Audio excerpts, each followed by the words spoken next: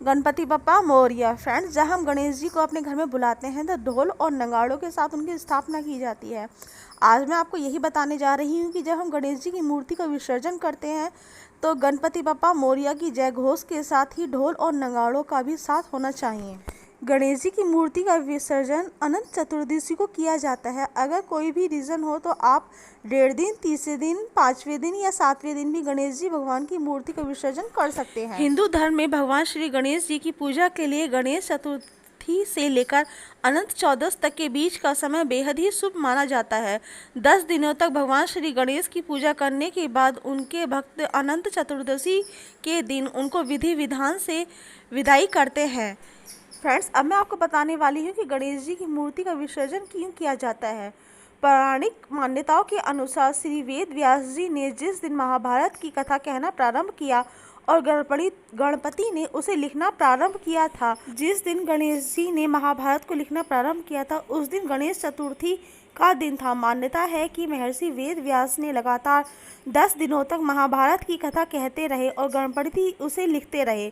10 दिन तक जब व्यास जी ने कथा का कहीं भी विश्राम दिया तो उन्होंने पाया कि लगातार लिखने के कारण गणेश जी ने जिस दिन से उस कथा को लिखना प्रारंभ किया वह दिन गणेश चतुर्थी का दिन था। महर्षि वेद व्यास ने लगातार 10 दिनों तक महाभारत की कथा कहते और गणपति उसे लिखते रहे। 10 दिन तक जब व्यास जी ने कथा को विश्राम दिया तो उन्होंने पाया कि लगातार लिखते रहने के कारण गणेश भगवान के शरीर का तापमान काफ़ी बढ़ गया है। तब उन्होंने उनके शरीर को ठंडा करने के लिए उन्हें पानी में डुबो दिया। अनंत चतुर्दशी के दिन हमें गणेश भगवान के सामने नहा धोकर दिया जलाना है, पूजा करनी है, उन्हें भोग लगाना है और उसके बाद ही हमें गणेश भगवान की मूर्ति का विसर्जन करना है। अनंत चौदस के दिन भी हमें गणेश जी की आरती करनी है और दूर्वाघास अवश्य समर्पित करनी है। विसर्जन के दिन आप इस बात का खास ख्याल रखें कि अगर हो सके तो आप मीठा पान भगवान गणेश को अवश्य समर्पित करें।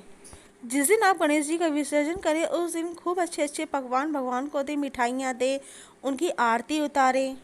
जब आप उनका विसर्जन करते हैं तो उससे पहले आप उनको तिलक लगाते हैं, माला पहनाते हैं, भोग लगाते हैं। जिस दिन हम गणेश जी की मूर्ति का विसर्जन करते हैं उस दिन विसर्जन से पहले हमें अपने घर के अंदर हाथ में एक फूल ले लेते हैं और फूल लेने के बाद में गणेश भगवान से प्रार्थना करते हैं कि हे भगवान, मैंने अपनी पूरी सच्ची भक्ति भाव से आपकी पूजा की है।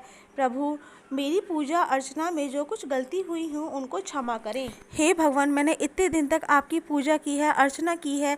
इस दौरान मेरी पूजा में जो भी मुझसे गलती हुई हैं उन्हें क्षमा करें। मेरे परिवार पर अपनी कृपा दृष्टि बनाए रखना, मेरे घर में सुख शांति बनाए रखना। मेरी पूजा में जो कुछ भी कमियां रह गई हैं, जो कुछ भी त्रुटियां रह गई हैं उन्हें क्षमा करना और अगले बरस तुम जल्दी आना।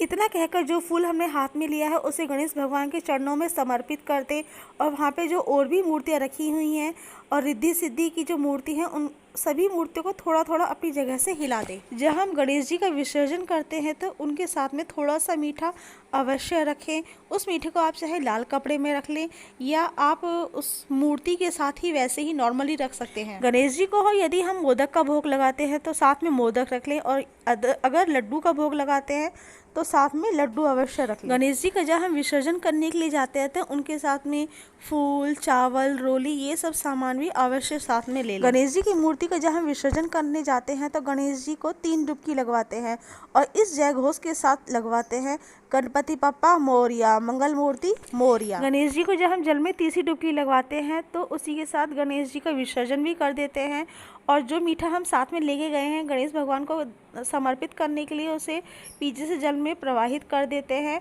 और हमसे जो कुछ भी गलतियां हुई हैं अपनी गलतियों के लिए गणेश भगवान से क्षमा प्रार्थना करते हैं। इसी के साथ हम गणेश भगवान से यही प्रार्थना भी करते हैं कि गणपति बप्पा अगले बरस तुम जल्दी आना।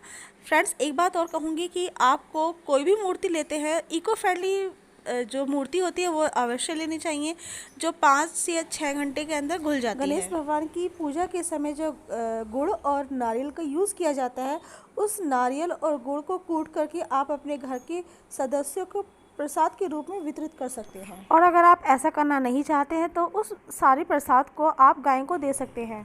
गणेश जी भगवान की मूर्ति का विसर्जन करने के बाद गणेश जी की चौकी पर जो सामान होता है और जो मूर्तियाँ होती हैं उन सभी को अपने पूजा घर में वापस स्थापना कर लेते हैं। और जो रिद्धि सिद्धि के रूप में जो हमने सुपारी ली थी उन्हें भी अपने पूजा घर में स्थापित कर लेते हैं।